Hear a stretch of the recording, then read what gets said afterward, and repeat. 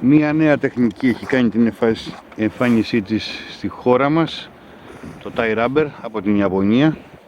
Δουλεύει ήδη ένα χρόνο περίπου στην Ελλάδα, για όσους το γνωρίζουν.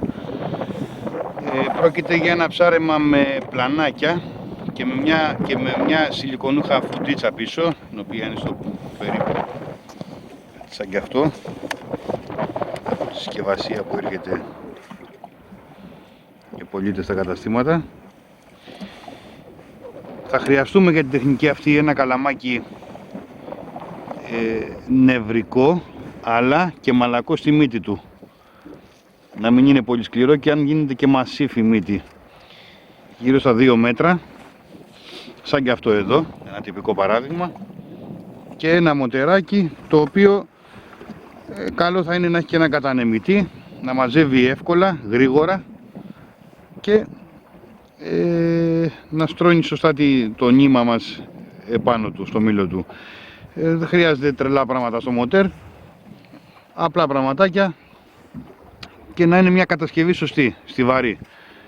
Το νήμα μας θα είναι μέχρι 0,16, το πολύ 0,18, και η μπετονιά μας μια φλουροκάρμπον περίπου 2 οργές, 0,30-0,35, καθαρό φλουροκάρμπον. Εδώ θα σας δείξω και ένα γκόμπο, μπορούμε να κάνουμε απλά και γρήγορα. Έχω τσακίσει λίγο την μπετονίτσα μου 10 εκατοστά, έχω τσακίσει και εδώ, έχω διπλώσει το νήμα μου, το έχω κάνει 2, και φέρνω 10 εκατοστά, παίρνω μπόσικο το νήμα μου και τυλίγω 7 φορές το νήμα μου γύρω από το παραμαλό μου. 2, 3,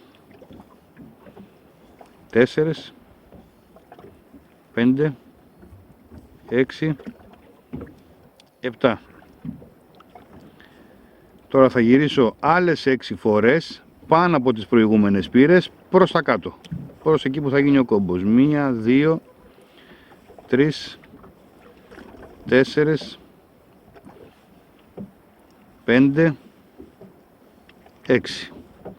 Εδώ προσέχω, από εδώ που ήρθε το νήμα μου την προηγούμενη φορά, από εκεί θα το ξαναβάλω με την ίδια φορά ακριβώς, δεν πάω αντίθετα. Από εκεί που έρχεται το νήμα το ξαναπερνάω αυτή την άκρη. Ορίστε, φαίνεται καθαρά νομίζω, και οι δύο άκρες μαζί, και τραβάω, σαλιώνω λίγο να στρώσει ο κόμπος σωστά, και έτσι έχω ένα γρήγορο κομπάκι, εύκολο, απλό και δυνατό για το ψάρεμά μου, και όχι μόνο για το tie rubber, για ό,τι ψάρεμα και να κάνω. Κόβω τα ξέφτια.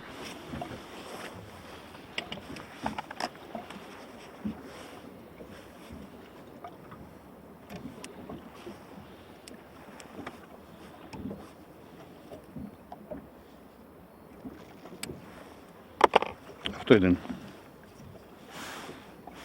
Λοιπόν, μετράω 2 όργες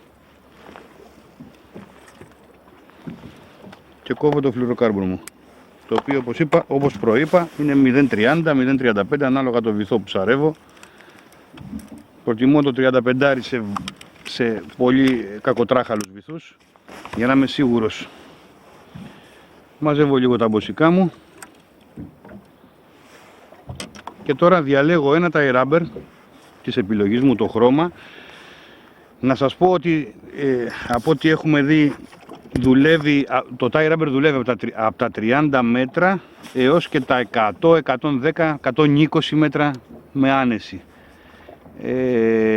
Αυτό που χρησιμοποιώ εγώ, με βάση το βάθος και το βάρος που χρησιμοποιώ στα πλανάκια μου, δηλαδή στα tie rubber, στις κεφαλές βασικά, έχει να κάνει με τα ρέματα, γιατί αυτό το ψάρεμα ψαρεύει και με ρέματα και με μπονάτσα, όπως θέλετε, δεν έχει κανένα πρόβλημα, κανένας απολύτως πρόβλημα.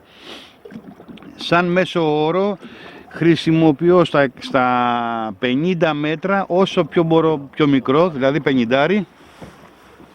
Έχουμε και ένα ψαράκι live. Καλό. Ωραία.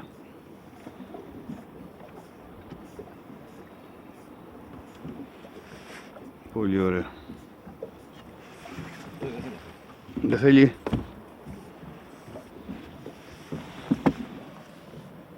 Όχι, κάτι άλλο είναι. Α, μπράβο. Ένα συναγριδάκι. Μικρό. Πολύ ωραία, μπράβο Γιάννη. Ορίστε. Θα τα μολύσουμε. Ναι. Έτσι, μπράβο. Και μια γρήγορη απελευθέρωση. Γρήγορα. Έτσι, άστο. Μπράβο. Άι τη μαμά σου.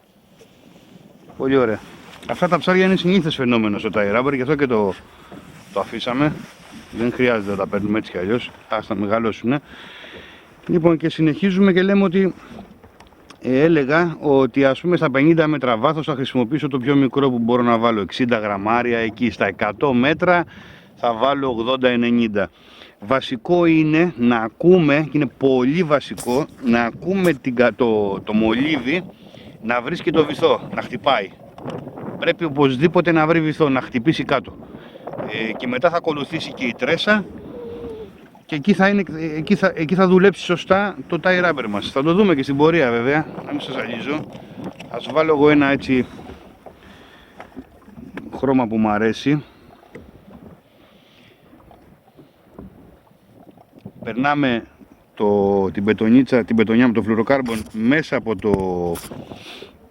από την τρύπα που έχει το tie rubber μας.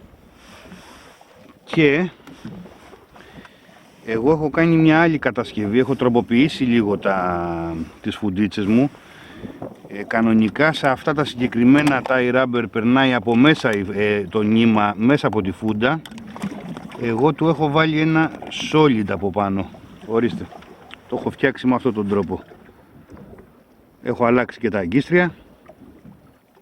Όχι πως τα άλλα δεν είναι καλά, αλλά ήθελα λίγο να το τροποποιήσω. Και του έχω βάλει ένα solid, ούτως ώστε εφόσον το δέσω εδώ, με τον κόπο που ο καθένας γνωρίζει βέβαια εδώ πέρα,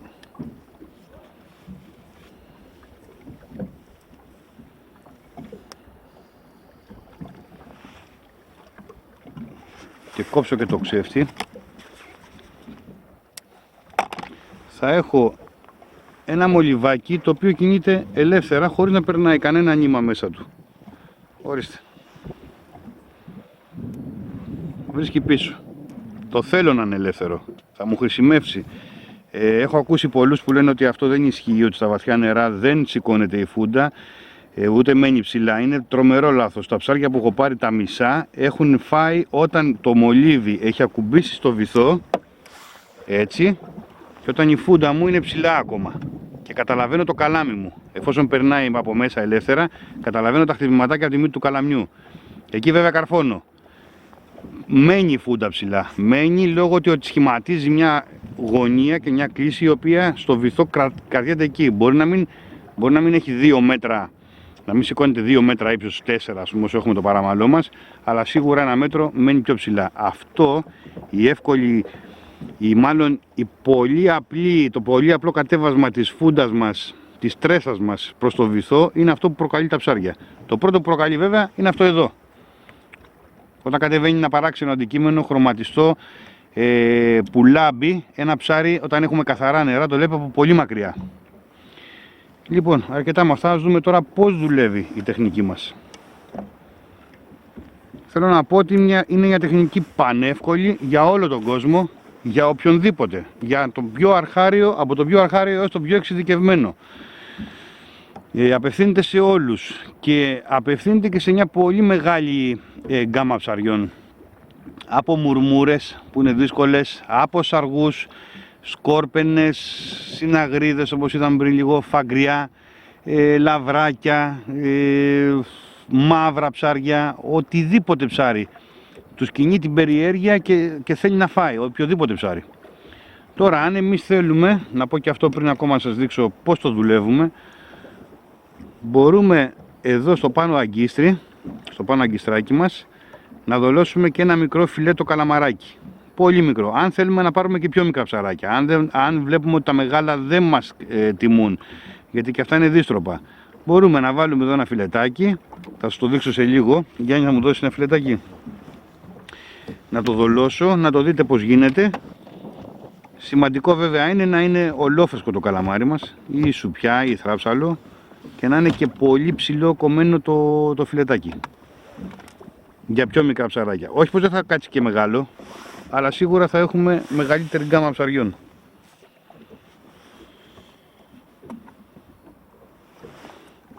Πολύ ωραία. Λοιπόν, ορίστε ένα φιλετάκι που έχουμε ετοιμάσει από το σπίτι, με ολόφρεσκο καλαμάρι, και το δολώνουμε ως έχει. Ορίστε.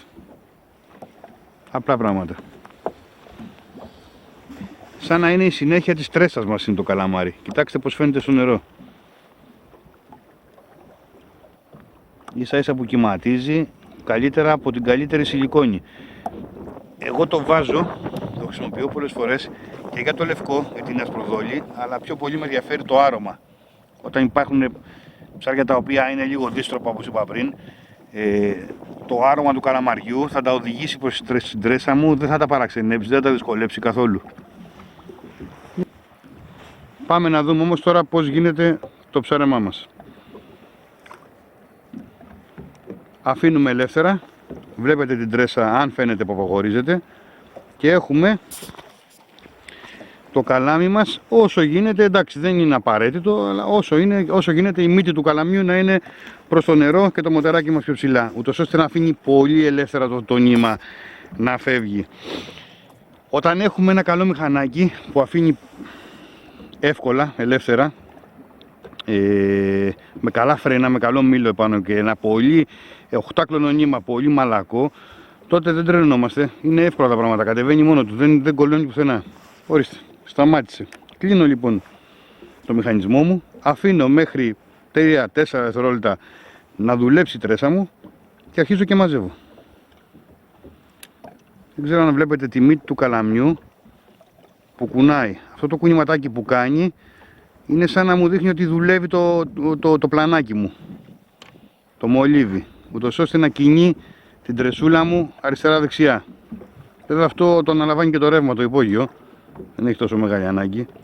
Ορίστε, μαζεύω αργά, σταθερά, και που δίνω και καμιά ταχύτητα λίγο πιο γρήγορη, να τα προκαλέσω λίγο. Ανεβάζω, αν είμαστε στα 50 μέτρα βάθος, πόσο είμαστε τώρα, στα 45, ανεβάζω 7, 8, 10 μέτρα, σήκωσα το καλάμι πάνω για να μου φέρει πιο γρήγορα πάνω το μολύβι μου και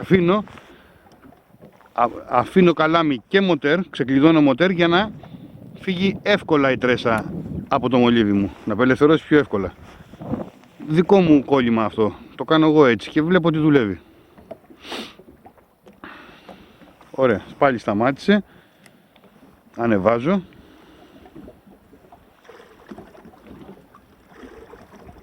Εάν πάρω τσιμπιά, γι' αυτό χρησιμοποιούμε πολύ λεπτόμυτα καλάμια, εάν πάρω τσιμπιά αμυδρή δεν κόβω ούτε καρφώνω.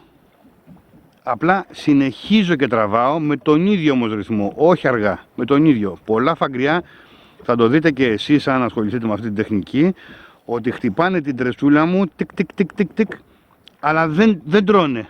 Τη χτυπάνε από εδώ και από εκεί λίγο, ίσα που δεν το καταπίνουν.